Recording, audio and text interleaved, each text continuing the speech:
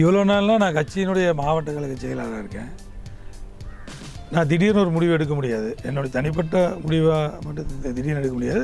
But நான் கட்சியினுடைய தலைமக்கள் நிர்வாகிகள், மூத்த அமைச்சர் பெருமக்கள் இவங்ககிட்டோடைய என்னுடைய கருத்தை சொன்னேன். அவங்க உங்கள் கருத்தும் நான் ஏற்புடையதுன்னு சொல்லி அதுக்கான சில இது சொன்னாங்க. பட் அதெல்லாம் நடக்கலை. இருக்க அந்த குடும்ப ஆதிக்கமே நடந்துகிட்ருக்கு. அது எனக்கு அதை தடுக்கிறதுக்கான முயற்சியில் அவங்க ஈடுபடுறது எனக்கு தெரியல. அதனால் எனக்கு பிடிக்கல. தொகுதி மக்களுடைய கருத்துக்கிணவும் புரட்சித்தலைவர் எம்ஜிஆருடைய புரட்சித்தலைவர் அம்மாவுடைய தொண்டர்கள் கருத்துக்கிணவும் நான் வந்துட்டேன். அவ்வளோ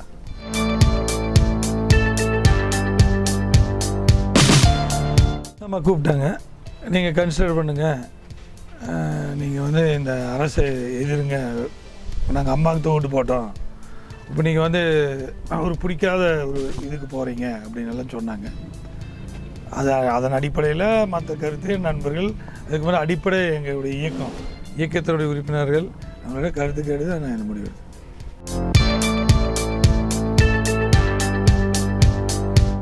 அதுக்காக காரணம் கட்சி ஒற்றுமையாக இருக்கணும். அதிமுக தான் எங்களுக்கு. அதிமுக ஒற்றுமையாக இருக்கணும். புரட்சித்தலைவர் அம்மாவுடைய ஆட்சி தொடரணும். 100 ஆண்டுகள் எனக்கு பின்னாலும் இந்த இயக்கம் ஆட்சி செய்யும்னு அம்மா சொல்லியிருக்காங்க. அந்த கனவை நினைவாக்கணும். அதனால் என்னுடைய கருத்து 2 பேரும் ஒற்றுமையாக இருங்க. 2 தரப்பும் நம்மளுக்குள்ள ஒற்றுமையாக பேசி இந்த ஆட்சியை மக்களுக்காக அம்மா என்னென்ன திட்டங்கள் கொண்டு வந்தாங்க அதையெல்லாம் கொண்டு போய் சேர்த்துவோம் அப்படிங்கிறது என்ற நிலைப்பாடு. அது நாங்கள் கலந்து பேசி அதான் நாங்கள் ஒன்றா இருக்கணும், ஒன்றா செயல்படணும் அப்படி தான் சொல்கிறோம். அதெல்லாம் நம்ம கட்சிக்கு உடன்பிறப்புகள் நல்ல மக்கள் எல்லாரோடைய கருத்து கேட்டு அப்புறம் அது முடிவெடுக்கப்படும்.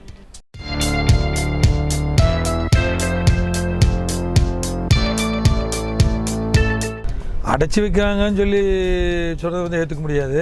நான் அங்கே இருந்தேன். நேற்று மத்தியானம் கிளம்பி ஒரு 450 கிலோமீட்டர் கோயம்புத்தூர் சேர்ந்துருக்கேன்.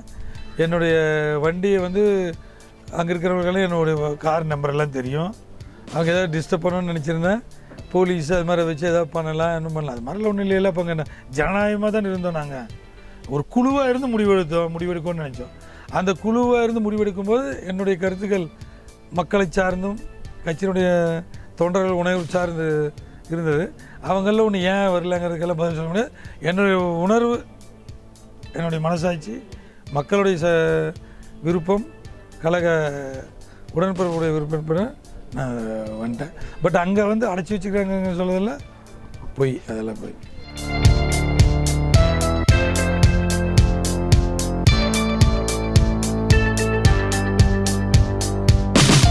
முதல்ல கவுடமலை எம்எல்ஏ வந்துட்டார். அதுக்கு பின்னாடி மேட்டுப்பாளையம் எம்எல்ஏ வந்துட்டார். அப்போ நான் வந்திருக்கேன். மற்றவங்க நிலைப்பாடு இன்றைக்கி ஓட்டு போட்டாங்களே, அப்புறம் அவங்க நிலைப்பாடு அதை ஆதரிக்கிறாங்கன்னு தான் அர்த்தம்.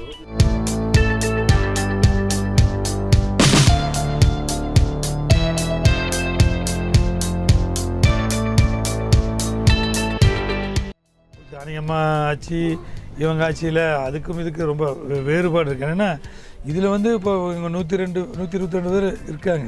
அன்றைக்கி அவங்க 98 பேர் இருந்தாங்க. காங்கிரஸினுடைய நிலைப்பாடு சரியில்லாமல் இருந்தது. அப்புறம் காங்கிரஸ் அவங்க ஒரு தாட்டி ஒரு முடிவு எடுத்தாங்க. அப்புறம் அது காங்கிரஸுடைய ஆதரவு கொடுக்கல.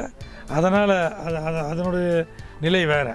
இன்றைக்கி இந்த ஆட்சியில் இப்போ 122 பேர் ஓட்டு போட்டிருக்காங்கல்ல. அப்படி அந்த மாதிரி நடக்கிறதுக்கு குழப்பம் நடக்கிறதுக்கான வாய்ப்பு இல்லையில்ல.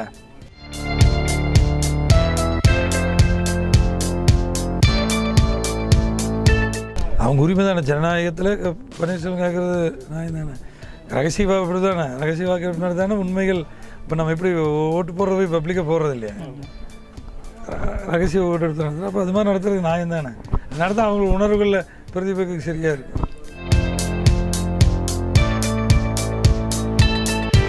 அவர் தான் சொல்லி நடத்திக்கிட்டார, நடத்தி முடிஞ்சிச்சு.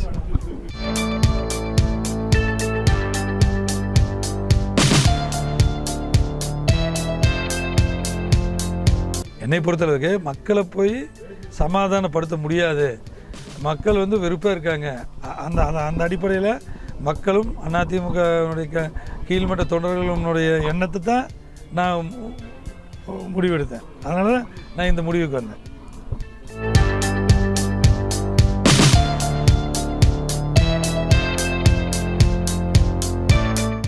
கட்சி பிரதானமாக நினைக்கிறோம். நாங்கள் பதவி மட்டும் முக்கியமில்லை, கட்சி எங்களுக்கு பிரதானம் நினைக்கிறோம். அன்னையுடைய நிலைப்பாடு எப்படி இருக்குது, இந்த கட்சியினுடைய செயல்பாடு எப்படி இருக்குது அப்படின்னு பார்த்து தான் அதை முடிவு பண்ணணும்.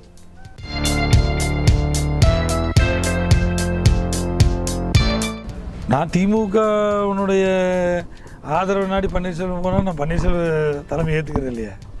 அதான் நான் சொல்கிறேன். அதிமுக எங்களுக்கு வேணும். அதிமுக எம்ஜிஆர், புரட்சித்தலைவர் எம்ஜிஆர், புரட்சித்தலைவர் அம்மா அவங்க வழியில் நடந்தால் யார் நடந்தால் அவங்க தான் ஏற்றுக்க முடியும்.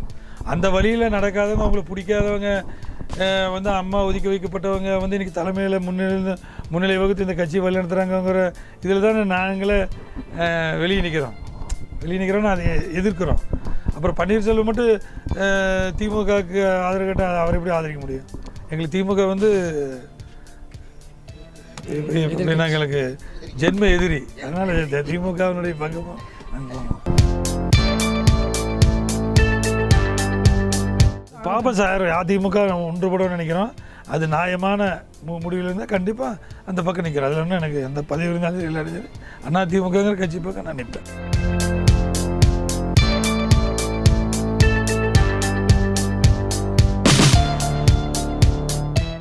அவங்கள எண்ணங்களை பிரதிபலித்து அவங்க என்ன நினச்சா அவங்க எனக்கு நான் இங்கேருந்து கிட்டத்தட்ட சொன்னீங்க போனீங்கன்னா நான் ஒரு தொகுதி மாதிரி நின்னேன். ஒரு 20 கிலோமீட்டர். நான் இந்த தொகுதி நான் கவுண்டமலை தொகுதியை சார்ந்தவன். இந்த பெருநாயக்கமலை பேரூராட்சியில் 4 முறையாக தலைவராக இருந்திருக்கேன்.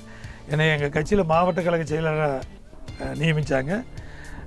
அதன் அடிப்படையில் புரட்சித் தலைவர் மறைந்த முன்னாள் முதல்வர் எங்கள் கழக புரட்சித் அம்மா அவர்கள் எனக்கு கோவை வடக்கு தொகுதியில் வாய்ப்பளித்தாங்க.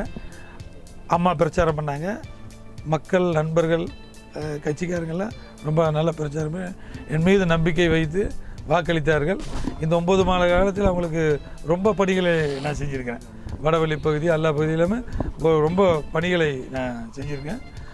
நான் அந்த அடிப்படையில் இப்போ அவங்களுடைய கருத்துக்களும் எண்ணங்களும் இதுவாக இருந்ததுனால கருத்துக்களும் எண்ணங்களும் நீங்கள் இந்த அணியை ஆதரிக்கக்கூடாது அப்படிங்கிற ஒரு எண்ணங்களும் எங்கள் கட்சிக்காரர்கள் கருத்துக்கள் இருந்ததுனால அவங்களோட கருத்துக்களெல்லாம் ஏற்று பொதுமக்கள் கருத்துக்களையும் கழக நண்பர்கள் கருத்துக்களையும் ஏற்று இந்த முடிவு பண்ணியிருக்கேன்.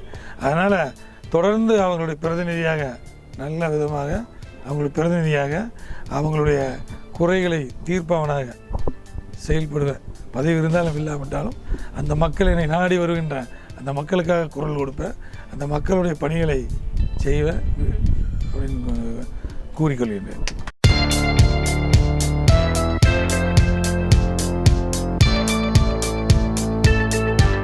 அதான் நான் சொல்லிட்டேன். அது பிடிக்கலன்னு தாங்க நாங்கள் எதிர்க்கிறோம். வேறு ஒன்றும் பிரச்சனை இல்லை. கட்சியில் யார் சீனியாக இருக்காங்களோ, யார் விரும்புகிறாங்க, கட்சிக்காரங்க பொதுக்குழு உறுப்பினர்கள், மூத்த நிர்வாகி, கழக நிர்வாகி இருக்காங்க, மூத்த அமைச்சர் பெருமக்கள் இருக்காங்க. அவங்களாம் யாரை பார்த்து யாரை போட்டாலும் அதில் அது இவர் தாங்கிறல என்ற நிலைப்பாடு இல்லை. அவரை தவிர்த்து யார் கட்சிக்கு இப்போ எப்படி பழனிசாமி முதலமைச்சராக போட்டாங்களோ அதே மாதிரி வேறு யாராவது ஒரு திரு செங்கோட்டையன் அவர்களோ இல்லை வேறு யாரோ ஒருத்தர் கட்சியில் இருக்கிறவங்க யார் போட்டாலும் எங்களுக்கு அதில் உடன்பாடு தான்.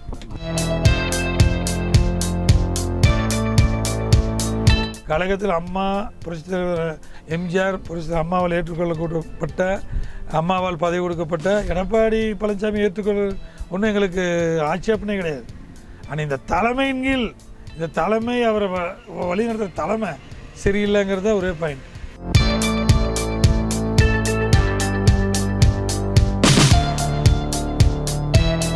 அதான் நான் சொல்லிட்டேன். அவங்க என்னை பதவியிலேருந்து எடுப்பாங்க. அவங்க அந்த வேலையே நான் கொடுக்கல. நானே என்னுடைய கோவை மாநகர் மாவட்ட கழக செயலாளராக புரட்சித் தலைவர் இதய தெய்வம் அம்மா அவர்கள் என்னை நியமித்தார்கள். கடந்த கட்சி எலெக்ஷன் அப்போ கட்சி தேர்தலில் என்னை புரட்சித் தலைவர் அம்மா அவர்கள் பெரிய நம்பிக்கை வைத்து ஒரு எலெக்ஷனுக்கு கடந்த சட்டமன்ற எலெக்ஷனுக்கு ஒரு 6 மாதத்திற்கு முன்பு என்னை பெரிய ஒரு நம்பிக்கை வைத்து ஒரு மிகப்பெரிய பொறுப்பை என்னிடம் ஒப்படைத்தார்கள். அது இன்று வரை நான் நிறைவாக அந்த பொறுப்பை செய்திருக்கின்றேன். அந்த பெருமை இருக்குது. அதனால் அவங்க நீக்குவார்கள், அது மாதிரி பணியெல்லாம் செய்வார்கள் எனக்கு தெரியும். அவர்களுக்கு அந்த சிரமமே கொடுக்காமல் நானே அந்த பதவியை பண்ண வேண்டும். நாங்கள் எல்லாம் எம்ஜிஆர் தொண்டர்கள். பணம், பதவி, புகழ் முக்கியமல்ல.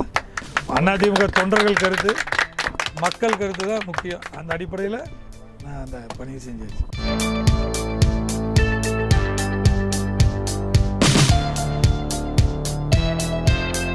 நிர்பந்திக்கப்பட்டீங்களாங்கல்ல, கழகத்தினுடைய பொதுச் செயலாளராக அவங்க இருந்தாங்க. அதுலேயே கட்சியினுடைய தொண்டர்கள் எல்லாம் வந்து அந்த அம்மாவை ஏற்றுக்கலைங்கிற பட்சத்தில் தான், அந்த அம்மாவனுடைய தலைமை பொதுச் செயலாளர் வந்ததுனால தான் அவங்க யாருமே ஏதோ ஒரு தீபான ஒரு அம்மாவை தேடி போனாங்கல்ல. அவங்க ஒன்றும் கட்சிக்கு வேலை செய்யலை, அவங்களுக்கு இந்த அம்மாவை பிடிக்கல. அதனால் தொண்டர்கள் எல்லாம், தொண்டர்கள் பல தலைவர்கள் எல்லாம் வந்து அந்த தீபாங்கிற ஒரு சூழ்நிலையை உருவாச்சு. இந்த அம்மா பிடிக்காதனால தான். அப்போ வந்து மூத்த நிர்வாகிகள்லாம் என்ன சொன்னாங்க, இந்த நிலவரம் இது வந்து நம்ம சரி பண்ணிக்கலாம், இந்த பொதுச்செயலாளர் கொஞ்ச நாள் இருக்கட்டும், நம்ம எல்லாம் சரி பண்ணி நிலைமைகளை சரி பண்ணிக்கலாம், அதனால் நீங்கள் ஒன்றும் பிரச்சனை கிடையாது அப்படின்னு சொல்லி சொன்னது மத்தியில் கொடுத்தாங்க. அதனால தான் நமக்கு ஆதரவு கொடுத்தோம். மூத்த கட்சி நிர்வாகிகள், மூத்த அமைச்சர்களாக சொன்னாங்க. அதற்கு பின்பு முதலமைச்சர் 2 பேரும் ஒன்றா இருக்கோன்னாங்க. அது அல்லாத ஒரு அதிருப்தி தான். அப்போ மூத்த நிர்வாகிகள், மூத்த அமைச்சர் பெருமக்கள் எல்லாம் வந்து அதைய ஒரு இதாக இருந்தாங்க. அவங்க நம்பி போட்டோம். அப்புறம் அடுத்து 2 நாளே நிலைமை மாறுது. அப்போ நிர்பந்திக்கப்படலை. எங்களுக்கு வந்து கட்சியில் என்ன, உங்களுக்குன்னு உங்கள் சீனியர் ஒருத்தர் இருப்பாங்க இல்லையா, அப்போ ஒரு திடீர்னு ஒரு முடிவு கூப்பிட்டு ஒரு நாளைக்கு சொல்கிறாங்க.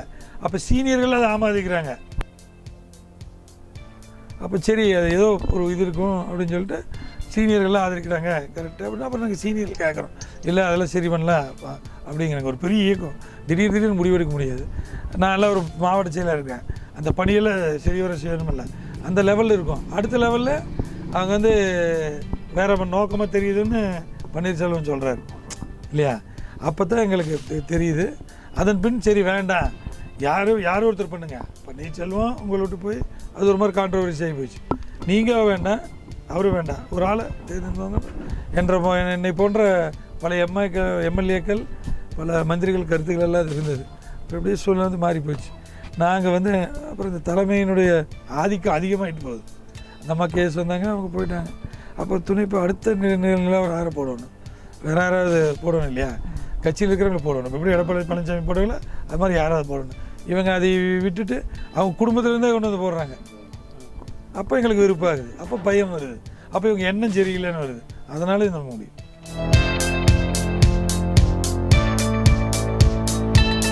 இரண்டு அணிகளும் ஒன்று சேர வேண்டும். அப்போ தான் அதிமுக கோல்.